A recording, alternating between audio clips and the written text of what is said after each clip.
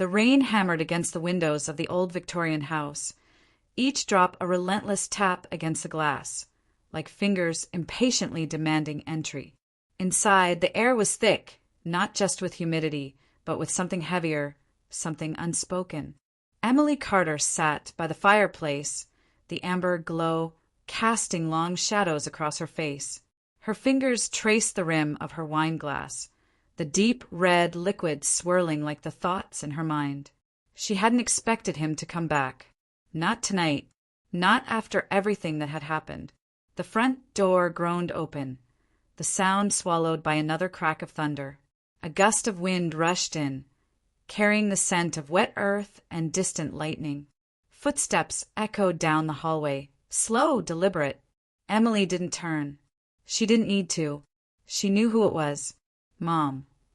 Emily finally turned, her gaze meeting his. Jason. He stood just inside the doorway, rainwater dripping from his leather jacket, his dark hair slick against his forehead. There was something different in the way he looked at her, something that made her breath catch, though she'd never admit it. "You shouldn't be here," she said, her voice steady, though her fingers tightened around the glass. Jason took a step forward, his boots leaving damp prints on the hardwood. "I had to see you." The words lingered between them, heavy with meaning. Emily knew what he wasn't saying, knew why he'd really come back. The fire crackled, sending embers spiraling upward. Outside, the storm raged, the wind howling like something trapped. Jason moved closer, his presence filling the room. Emily could smell the rain on his skin, the faint trace of whiskey on his breath. He reached out, his fingers brushing a loose strand of hair behind her ear. The touch was fleeting, but it sent a shiver down her spine. She should have pulled away, should have reminded him of the boundaries, of the roles they were supposed to play. But the look in his eyes, dark, intense, made her hesitate. And then, in a moment of weakness, she let him in. The night unfolded like a secret, every touch a whispered confession, every glance a silent plea. The storm outside mirrored the tempest between them, wild, uncontrollable, dangerous. But beneath the passion, something darker stirred, a truth buried deep, waiting to claw its way to the surface. Because Jason hadn't just come back for her, he'd come back for answers. And by the time dawn broke, nothing would ever be the same. She took another sip of wine, the bitter tang lingering on her tongue. The house was too quiet, too empty.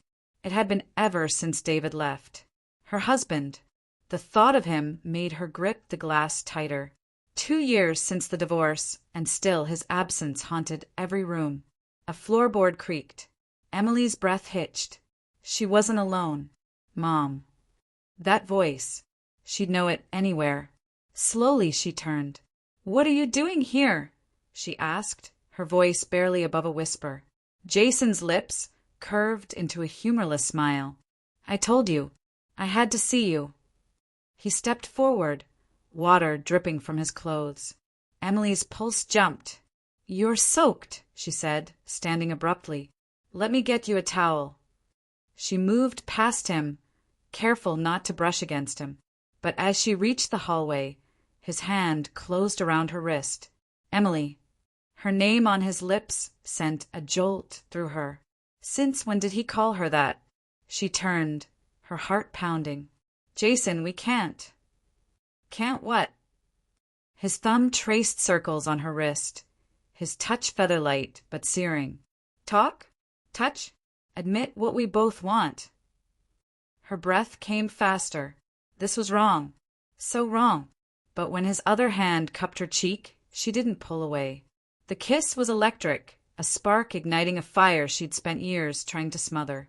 His lips were warm, insistent, his body pressing hers against the wall. She should have stopped him, should have pushed him away. Instead, she kissed him back. The storm outside faded into the background, replaced by the sound of their ragged breaths, the rustle of clothing, the soft moans neither could suppress. The look he gave her was equal parts desire and something darker. The night Dad left, the things he said, Emily's stomach twisted.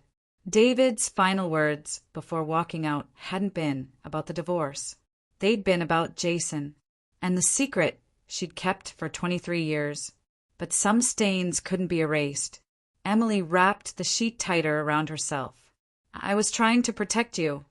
From what? The truth. He turned, his eyes blazing. That David wasn't my father. The words hung in the air, sharp as shattered glass. Emily's throat tightened. How long have you known? Not long enough. Jason ran a hand through his hair, but I always felt it. The way he looked at me, the way his voice broke. Did you ever love him? Or was I the only reason you stayed? Jason, please. The doorbell rang. They froze. Jason's jaw clenched. Are you expecting someone? Emily shook her head, dread pooling in her stomach. The bell rang again, insistent. Jason moved first, pulling on his jeans before heading downstairs. Emily followed, her bare feet silent on the steps. Through the frosted glass, she could make out a silhouette. Tall, broad-shouldered. Her breath caught. No, it couldn't be. Jason yanked the door open. Did you miss me? He asked, stepping inside without an invitation. Jason blocked his path. You don't live here anymore. David's chuckle was ice cold. No, but I do own half of it.